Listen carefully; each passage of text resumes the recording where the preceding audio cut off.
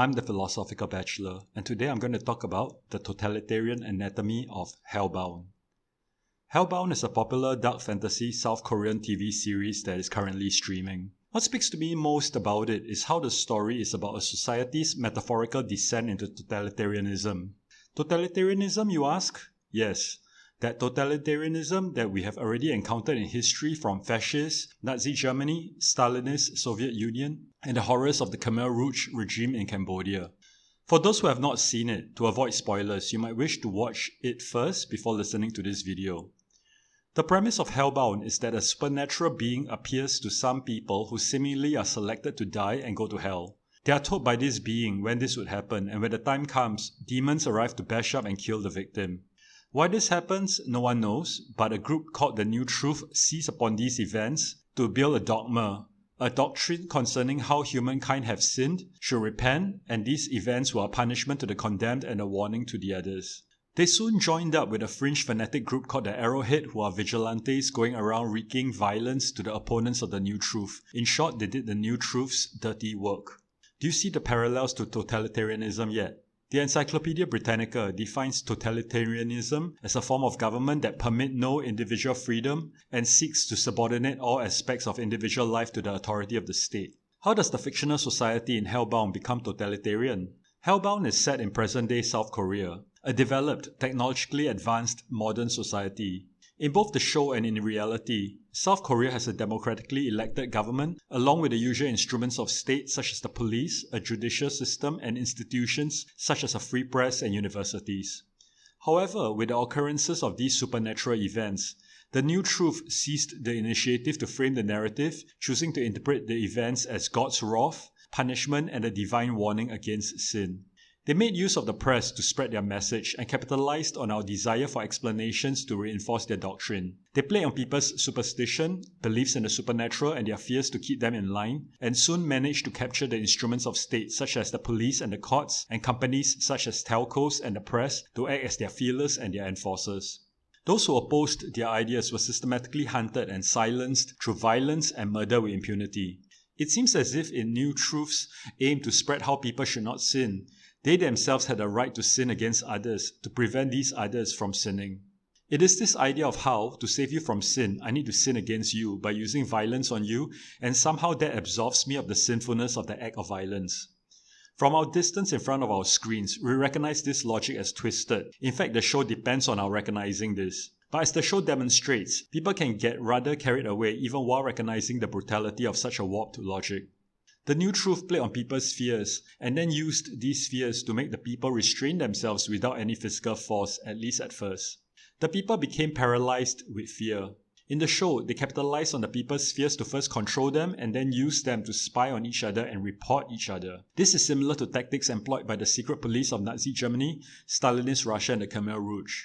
In the most telling sign of such a totalitarian regime, when the reality did not fit with their doctrine, they modified reality to be in keeping with their inviolable doctrine. They do what Jean-Paul Sartre called violence to facts, reality, and truth. Describing totalitarianism in Search for a Method, Sartre writes, "Men and things had to yield to ideas a priori. Experience, when it did not verify the predictions of the doctrine, could only be wrong." Such example was how Rákosi, the communist and the de facto leader of Hungary from 1947 to 1956, had envisioned a subway for the country's capital, Budapest. Sartre writes, "Budapest's subway was real in Rákosi's head.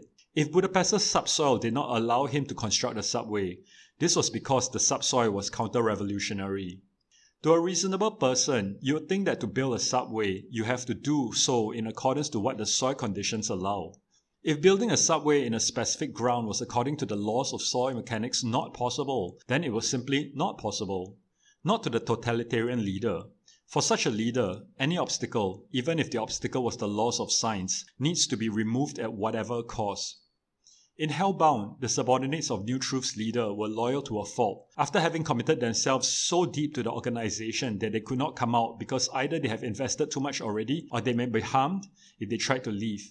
They then had to take the leader's orders and carry them out, by whatever means necessary. They partnered with the vigilantes to repress, cover up, or twist the events to fit their narrative.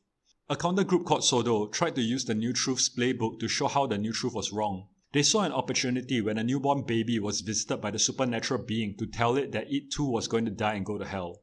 As the doctrine of the new truth did not contain the concept of original sin, the new truth was caught in a bind. Since one of their aims was to oppress the people by making them fear from committing any sin, if original sin was a concept, then the people were all sinful by definition, and hence could not then refrain from sin, making the new truth's doctrine moot. The leaders of the new truth saw the danger of this paradox and hence worked to suppress the baby's event at all costs. This plot twist helped resolve the story in the TV show in a neat way. The writers of Hellbound seem to draw their inspiration from the playbook of real-life totalitarian regimes who likewise suppress and hide the reality. Such regimes also modify their doctrines to cope with ideological difficulties, reinterpreting and revising their principles to take care of any contradictions. This move was likewise suggested in the show when the Sodor people were afraid that the new truth would somehow interpret the event in such a way as to fit their twisted narrative. Hellbound is a clever piece of television which brings us through how a totalitarian regime can develop and overtake an ordinary society. It is a cautionary tale using the fictional device of the supernatural beings to show how ideologues can arise and then take over through a reign of terror. If you found the show frightening, the episodes in our history where this had really happened is far more frightening. Part of the drama of Hellbound comes from how the balance of power was so slanted against those opposing the dogma that they risked being disarmed and destroyed before they could convince the people that the New Truth dogma was wrong. The strength of New Truth's opponents come from a skepticism and nonconformism from the prevailing beliefs and customs of the masses. We should likewise maintain a healthy skepticism towards all doctrines, though that can be difficult given how we may be so immersed in the doctrine that we don't even recognize that we are within the system of the doctrine, for example, the doctrines of capitalism. It can also be difficult to know what is and is not the truth, since the authorities, be they politicians, religious leaders, scientists, and other intellectuals, may have their own agenda for pushing their own narratives. Even if that isn't happening, our state of knowledge is also limited. New theories and discoveries might inform our knowledge, but only after terrible things had already taken place. We also have history to look to where we can see what had happened before, try to understand how and why it happened, and then try to not allow such bad things to happen again. This too comes with difficulties, since the narratives of history are not neutral and factual, but interpretations, often from the victors. It also takes a kind of contemplative thinking to see the parallels, which is not easy to do when we are in the thick of the action. In conclusion, our reasoning abilities and our collective knowledge in the form of science, history, the humanities, and the arts are our safeguard against totalitarianism, though they too might fail us, just like they failed South Korea in Hellbound. The Koreans were finally saved through the actions of a few brave souls. In real life, it is not entirely clear what can save us should a totalitarian regime arise. Hellbound showed how the nature of human beings, in the form of fear, vindictiveness, and emotion, got them into that mess. But how the nature of human beings in the form of a recognition of injustice, skepticism, and reasoning also got them out of the mess. Perhaps this should tell us also that we must not be complacent with our societal institutions, such as the democratic process and human rights, though it was the permissiveness of the society that allowed poison to be spewed by the arrowheads over social media channels and the rise of the cult of the New Truth. It is a paradox of tolerance, where Karl Popper, in The Open Society and Its Enemies, wrote, "Unlimited tolerance must lead to the disappearance of tolerance.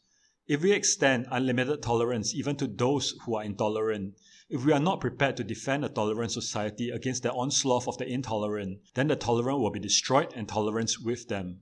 His solution is not the censorship of the intolerant so long as it is possible to counter them by rational argument and keep them in check by public opinion. However, if they cannot be appealed to rationally and seeks to use force, then Popper says that we need to claim, in the name of tolerance, the right not to tolerate the intolerant. We should claim that any movement preaching intolerance places itself outside the law, and we should consider incitement to intolerance and persecution as criminal. Looking at how this applies to the New Truth, they did seem to use reason in their preaching, but they were also ready to resort to force if they felt their reasoning was not complied with. It is then that we know that they are an intolerant group and hence become a threat to the tolerant society. While Popper's theory seems reasonable, it comes with its own difficulties. What constitutes rational argument? Who would be the judge of what is rational and what is not? Didn't the arguments of the New Truth seem rational at least to its adherents? There appears to be a presupposition of the monopoly of violence by the state.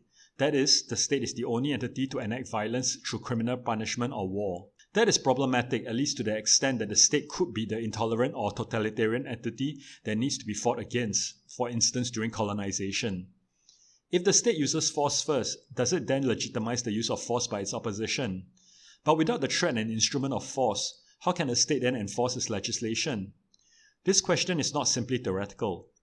In the current COVID pandemic situation, governments have been using force to suppress protests, violent or otherwise, and other coercive measures such as restrictions. We might agree that some or even all of these measures are legitimate, but where would the line be crossed?